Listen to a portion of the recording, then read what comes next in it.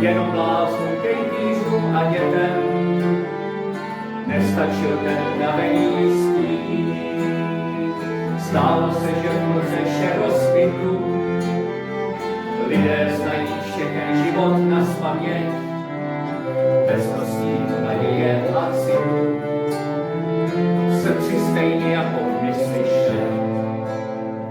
Zvedl malý štětec nad paletu, rozhlédl se šedou krajinou, začal míchat barvy tomu světu, začal zemi měnit na jinou.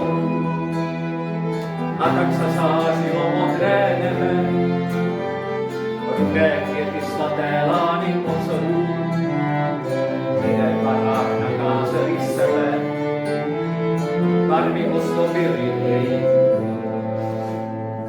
Tudy malíř kráčel, barvy kvetly, trhal se a vyzel závoj šedaný, oči lidí staly se za světly, naděje jejich smutek neznamí.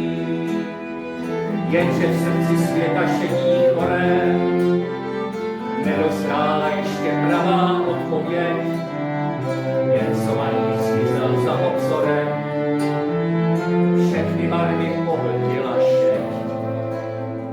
Zvedl malíř znovu nosím brví, srdce svoje srdci světa otevřel, smísil jeho smutek s vlastní krví, aby život v šedi nezemřel. A tak barvy nese síla nová, o které se sluší navždy vyprávět, ať se šedá mezi barvy schová, nikdy víc už neovládne svět. Kráčel malíř, kráčel šedým světem a na smutné stíny barvy maloval.